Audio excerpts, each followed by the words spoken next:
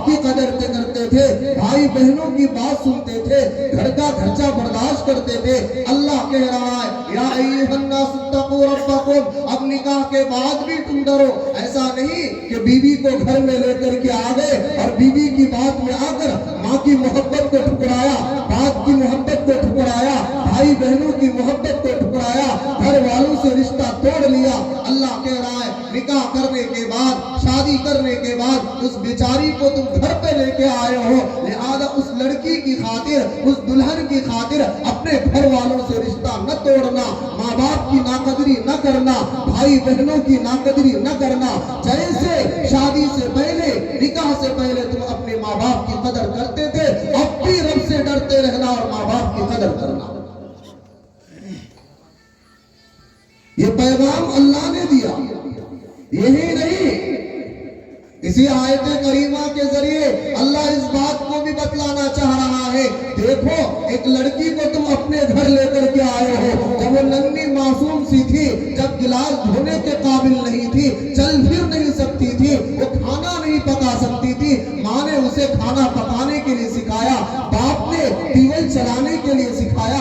जब वो कुछ नहीं कर पाती थी, माँ ने उसे अपने सीने से लगाया है, बाप ने अपनी गोद में उसकी परवरिश की है, उसे पाला पोसा है। जब तक वो कुछ नहीं कर पाती थी, अपने माँ बाप के यहाँ थी, अब कुछ करने के काबिल हो गई, रोटी बनाकर बाप के सामने पेश करने के काबिल हो गई, गिलास भरकर बाप को देने के काबिल हो गई, माँ का पैर दबाने के काबिल हो गई, लिहाजा घर पे काम करने के काबिल हो गई। लेकिन माँ बाप ने अपने दिल पर पत्थर रखकर अपनी मासूम सी बच्ची, अपनी गुलाम सी बच्ची, अपनी कली सी फूल को, अपनी फूल को तुम्हारे हवाले किया है। अब उस बच्ची को अपने घर में ला करके, उस बच्ची पर माँ बाप की बात में आकर के जुल्म न करना, भाई बहनों की बातों में आकर के उस बेचारी पर जो अपने माँ बाप की मोहब्बत को छोड़कर तुम्हारे घर में, तुम्हारे घर को बसाने के लिए आई है, उस बच्ची पर भी जुल्म न करना।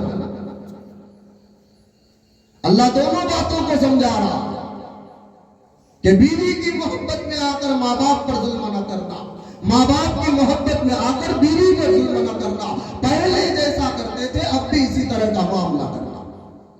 इसलिए अल्लाह के नबी ने इन 3 आयत करीमा की तिलावत की और लोगों को तालीम दी कि अल्लाह से डरते रहना, रब से डरते रहना। मेरे अजीजों, जनाब नबी करीम सल्लल्लाहु ताला अलैहि वसल्लम ने इरशाद फरमाया, तुनकाहुल मरअतु लिअरबाइन, किसी औरत से निकाह करो तो 4 चीजों की बुनियाद पर निकाह करो। 4 चीजें देखो, 4 चीजों की बुनियाद पर निकाह करो। लिअरबाइन, लिमालिहा, माल की बुनियाद पर, लिहसबिहा, खानदान की बुनियाद पर, लिजमालिहा, खूबसूरती की बुनियाद पर, लिदीनिहा, दीनदारी की बुनियाद पर। लेकिन मुहद्दिसीन लिखते हैं अगर किसी आदमी ने सिर्फ खूबसूरती की बुनियाद पर शादी की है, बाकी कुछ नहीं देखा है, सिर्फ खूबसूरती देखी और खूबसूरती की बुनियाद पर उसने शादी कर ली, मुहद्दिसीन ने लिखा है कि खूबसूरती की बुनियाद पर शादी करना ये ईसाइयों का तरीका है। अगर किसी आदमी ने सिर्फ खूबसूरती देखी, बाकी कुछ नहीं देखा, दीनदारी नहीं देखी, तो उसने खूबसूरती की बुनियाद पर अगर शादी की तो उसने ईसाइयत के मजहब पर, ईसाइयत के दीन पर उसने अपनी बुनियाद डाली है। लिहाजा उस लड़की से, उस लड़के से जो बच्चे पैदा होंगे वो दीन ईसाइयत पर चलने वाले होंगे। फरमाया लिमालिहा, माल की बुनियाद पर। लेकिन नबी फरमाते हैं कि अगर सिर्फ माल देखा, दीनदारी नहीं देखी, फरमाया माल की बुनियाद पर शादी करना ये यहूदियों का तरीका है। अगर सिर्फ मालदारी की बुनियाद पर शादी की, उसने अपनी बुनियाद यहूदियत पर डाली है। लिहाजा अगले बच्चे जो पैदा होंगे दोनों के मेल मिलाप से ये यहूदियत के तरीके पर जाएंगे। फरमाया तीसरा, लिहसबिहा, खानदान की बुनियाद पर। लेकिन नबी फरमा रहे हैं कि अगर सिर्फ खानदान को देखा है, हसब नसब को देखा, दीनदारी नहीं देखी, नबी फरमाते हैं कि हसब नसब की बुनियाद पर शादी करना ये यहूदियों, ये हिंदुइयत का तरीका है, ये मुशरिकीन का तरीका है। अगर दीनदारी नहीं देखी, सिर्फ हसब नसब देख करके शादी किया है तो गोया के उसने अपनी बुनियाद ये हिंदुइयत पर डाली है, मुशरिकियत पर डाली है। लिहाजा बच्चे जो पैदा होंगे वो وہ طریقہ ہے ہندویت، طریقہ مشرکیت پر پیدا ہوگی۔ اس لیے اللہ کے نبی فرما رہے لدینہا، دینداری کی چوائس کرو، دینداری کا انتخاب کرو۔ مال ہے ساتھ میں دینداری دیکھو، مال ہے، حسب نسب ہے ساتھ میں دینداری دیکھو، حسن جمال ہے ساتھ میں دینداری دیکھو۔ اگر دینداری ہے، خوبصورت کم بھی ہے، دینداری ہے مال میں کم بھی ہے، دینداری ہے حسب نسب میں کم ہے، اس دیندار لڑکی کا انتخاب کر لو۔ فرمایا نبی نے اگر تم ایسا کرو گے تمہاری بنیاد جو پڑے گی طریقہ محمدیت پر پڑے گی، بچے جو پیدا ہوں گے وہ محمد کے طریقے پر، جناب نبی کریم صلی اللہ علیہ وسلم کی سنت کے مطابق اور سنت کے طریقے پر چلنے والے بچے پیدا ہوں گے۔ لیکن آج ہمارے سماج میں اس کا الٹا ہوتا ہے، دینداری کو سب سے بعد میں دیکھتے ہیں۔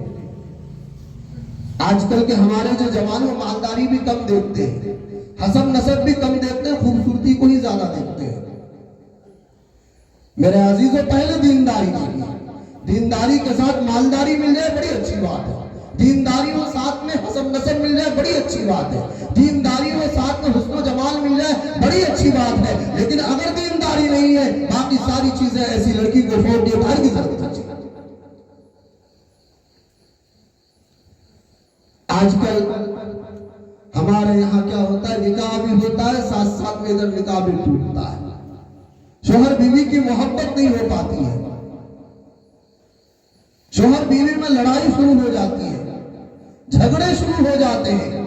اللہ نے شوہر بیوی کے رشتے کو سمجھایا، ہن لباس لکم وانتم لباس لہن، کہ یہ عورتیں اپنے شوہروں کے لیے لباس ہیں اور یہ شوہر اپنی بیویوں کے لیے لباس ہے۔ قرآن نے کہا ہن لباس لکم، یہ عورتیں اپنے شوہروں کے لیے لباس ہے، وہن لباس لکم، اور یہ مرد جو ہے، یہ شوہر جو ہے، یہ اپنی بیویوں کے لیے لباس ہے۔ لباس کے تین فائدے ہیں۔ آدمی جب کپڑا پہنتا ہے تو اس کا پہلا فائدہ آدمی کو ہوتا ہے کہ آدمی کپڑا پہننے کے بعد خوبصورت لگتا ہے۔ آدمی کتنا ہی گورا کیوں نہ ہو جائے، خوبصورت کیوں نہ ہو جائے، اگر کپڑا جسم پر نہ ہو، ننگا ہو، تو آدمی بدصورت لگتا ہے۔ لیکن آدمی اگر بدصورت ہے لیکن پریس کے کپڑے پہن لیے، دھلے ہوئے کپڑے پہن لیے، اچھے کپڑے پہن لیے، تو بدصورت آدمی بھی خوبصورت لگنے لگتا ہے۔ تو لباس کا پہلا فائدہ آدمی خوبصورت بنتا ہے۔ لباس کا دوسرا فائدہ کہ ٹھنڈی اور گرمی کی تکلیف سے ہی لباس بچاتا ہے۔ آدمی دھوپ میں اگر کرتا پہن کر گنجی پہن کر نہ جائے تو پیٹھ جل جاتی ہے، زیادہ دیر تک بغیر کپڑے کے دھوپ میں نہیں رہ پاتا ہے۔ بنیان پہن کر چلا جائے، کرتا پہن کر چلا جائے تو دھوپ سے بچ جاتا ہے۔ ٹھنڈی میں آدمی اگر بغیر کپڑے کے رہے تو ٹھنڈی لگ جاتی ہے، ٹھنڈی کی تکلیف ہونے لگتی ہے۔ وہی آدمی کپڑا پہن لے تو ٹھنڈی کی تکلیف سے بچ جاتا ہے۔ تو لباس کا دوسرا فائدہ گرمی اور سردی کی تکلیف سے لباس بچاتا ہے۔ لباس کا تیسرا فائدہ آدمی کے اندر جو عیب ہے اس عیب کو لباس چھپا لیتا ہے۔ ہمارے جسم کا کون سا حصہ کالا ہے، کون سا حصہ گورا ہے، کہاں کیا داغ ہے، کیا دھبا ہے، آدمی کپڑا پہن لیتا ہے، اندر کے دھبے سارے چھپ جاتے، میل کچیل کچھ نہیں نظر آتا ہے۔ آدمی لباس کی وجہ سے کیا ہوتا ہے، اندر جو جسم کے اندر جو عیب ہے ان تمام عیبوں کو لباس چھپا لیتا ہے۔ مفسرین نے لکھا کہ عورت اور مرد، شوہر بیوی کا جو رشتہ ہے یہ لباس والا رشتہ ہے۔ اگر بیوی کے اندر کسی طرح کا کوئی عیب ہے، شوہر کے لیے ضروری ہے کہ اپنی بیوی کے عیب کو وہ چھپائے، اپنے بھائی سے، بہن سے، باپ سے، ماں سے نہ بتلائے، اس لیے کہ وہ لڑکی کہیں اور کی ہے۔ باپ بیٹی کا رشتہ ٹوٹ جاتا ہے، بیٹے باپ کی لڑائی ہو جاتی ہے، جھگڑا ہو جاتا ہے، ماں بیٹی کی لڑائی ہو جاتی ہے، بہن بہن آپس میں لڑ جاتی ہے، بھائی بھائی آپس میں لڑ جاتے ہیں۔ وہ لڑکی کہیں اور سے آئی ہے، وہ تمہارے گھر میں آئی ہے، رشتہ کچھ نہیں۔ اگر اس کے عیب کو بھائی سے بیان کرو گے، اگر اس کے عیب کو ماں سے بیان کرو گے، اس کے عیب کو اگر باپ سے بیان کرو گے، ماں سے بہن کرو گے، رشتہ خراب ہوگا، عیب سامنے آئے گا، لہذا اس لیے رشتہ خراب ہوگا، آپسی محبت نہیں ہوگی، ٹوٹنے کا امکان ہوگا۔ اس لیے لباس کا کام کرو، اگر بیوی کے اندر کسی طرح کا کوئی عیب ہے اسے چھپانے کی کوشش کرو۔ عورت کے لیے ضروری ہے، بیوی کے لیے ضروری ہے کہ اگر شوہر میں کوئی عیب ہے، چاہے کسی بھی طرح کا कोई ऐब हो, बीवी को चाहिए कि वो अपने शोहर के ऐब को, जिस तरह से लिबास इंसान के जिस्म के ऐब को छुपाता है, ऐसी ही बीवी अपने शोहर के ऐब को छुपाए। लिबास का दूसरा फायदा राहत पहुंचाना, आराम पहुंचाना है। पता ये चला कि शोहर अपनी बीवी को राहत पहुंचाए, आराम पहुंचाए, बीवी अपने शोहर को राहत पहुंचाए, आराम पहुंचाए। कि कहीं से शोहर आया तो अब ये नहीं कि बीवी गुस्सा दिखा रही है, कपड़ा क्यों नहीं लाए, ये क्यों नहीं लाए, वो क्यों नहीं लाए, नहीं, उसे ठंडे पानी का गिलास पेश करो। वो तकलीफ से आया हुआ है, ठंडे पानी का गिलास पेश करोगे, उसको सुकून मिलेगा, राहत मिलेगी, लिहाजा शोहर के दिल में तुम्हारी मोहब्बत पैदा होगी। शोहर कहीं से आए, वक्त पर खाना नहीं मिल रहा है, बीवी का हालचाल मालूम करे, आकर डांटना शुरू ना करे, हालचाल मालूम करे, किस हालत में हो, अब तक खाना क्यों तैयार नहीं हुआ है। अगर कोई तकलीफ है तो उसे सराहे, उसे कहे, कोई जरूरत नहीं है खाना पकाने की। देखिए कैसी मोहब्बत पैदा होती है शोहर बीवी में,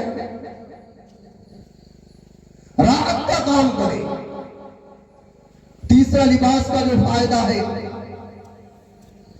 कि खूबसूरत बनाना। शोहर को चाहिए कि अपनी बीवी के सामने हमेशा खूबसूरत बन करके रहे। ये नहीं कि बिल्कुल इस तरह से बाल बिखरे हुए गंदा संदा रह रहा है। अब अगर उस शोहर बीवी के सामने गंदे संदे रहेंगे तो वो लड़की किसी की तरफ भी अपनी निगाह उठाएगी और किसी भी मर्दों को देखेगी। लेकिन अगर उसका शोहर उसके सामने खूबसूरत बन करके रहेगा तो वो लड़की किसी दूसरे मर्द को नहीं देखेगी। उसे ऐसा लगेगा कि मेरे शोहर से ज्यादा खूबसूरत इस दुनिया का कोई आदमी नहीं है। और जब उसको ऐसा लग गया कि मेरे शोहर से ज्यादा खूबसूरत कोई नहीं है तो वो लड़की किसी और की तरफ निगाह नहीं उठाएगी।